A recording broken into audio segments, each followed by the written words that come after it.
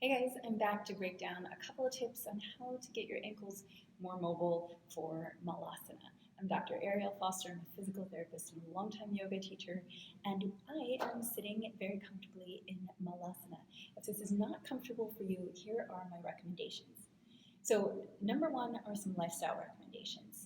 Make sure that you're wearing flat shoes most of the time. High heels will do exactly the opposite of allowing you to get into Malasana. And the tricky thing about shoes is that even a lot of sneakers have a bit of a wedge to them.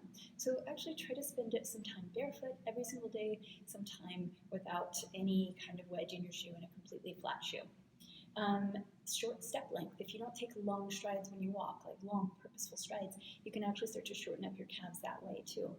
Number three, if you walk with your toes turned out excessively, you can keep the Achilles a little bit shortened.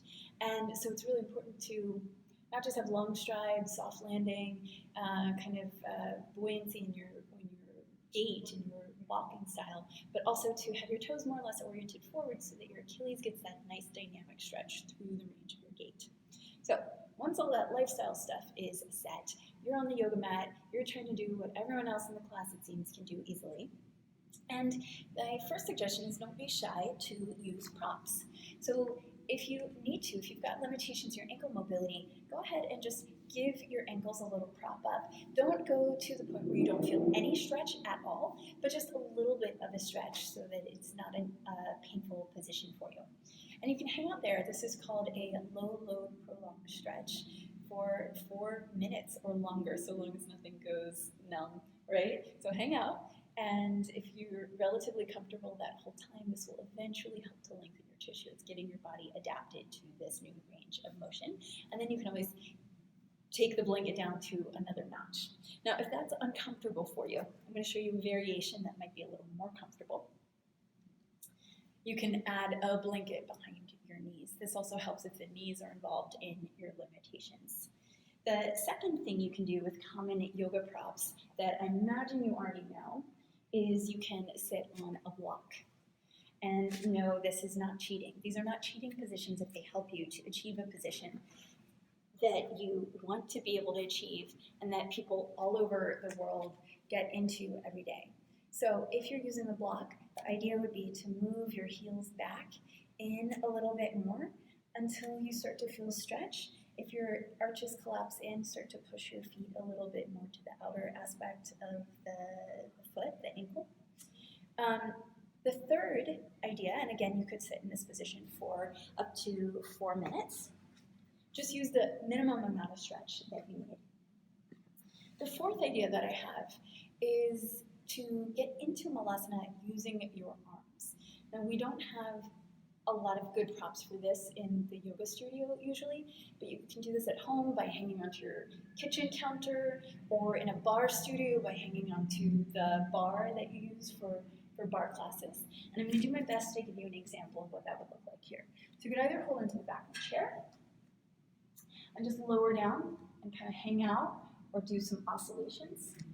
You could hold on to the seat of a chair, the arms of the chair like I'm doing right now. And that can also help kind of to de-weight and to get you from falling backwards on your butt. This is a really good one. You can hang out, you can lean a little side to side. Going back to that position of the block, imagine that these two blocks are just an ottoman that I have at home, or a low step stool. Try to sit and watch your favorite Netflix shows by being on a low surface where you can then get a nice gentle stretch to the ankle or to the hip or to the knee for that matter, rather than being upright on a chair or a couch. The last suggestions I have can be incorporated into your yoga practice to some extent. So when you are in a lunge and kneeling position, one of the things you may have heard over the years is that you shouldn't let your knee go past your ankle. Well, that's not true because your knee has to go past your ankle inside of Malasana. So as you come into your low lunge, let your knee just pass your ankle and feel free that you can hang out here. usually without causing any harm, unless you have some underlying condition that makes this painful. This is not inherently harmful in itself. So go into your lunges, allowing your knee to pass your ankle, allowing that to be a good stretch. And then secondly, there are all kinds of variations of toe stand. So this is our toe stand variation. And I know I'm using the muscles around my ankle and I'm not getting that same full length stretch to the Achilles, but I'm still getting some stretches to the fascial fibers that are continuous with the Achilles that go across the toes. For toe stand, the great thing about toe stand is you can let one knee down, let the other knee down, come into this Ardha, Hanuman Body Mudra shape. Any variation like this with the toes curled under is going to be really helpful to do on the yoga mat or in your everyday life. And then the last thing I would suggest that for a lot of us, especially those who wear high heels for work and then you can't get into Malasana on the yoga mat, to do some kind of myofascial release.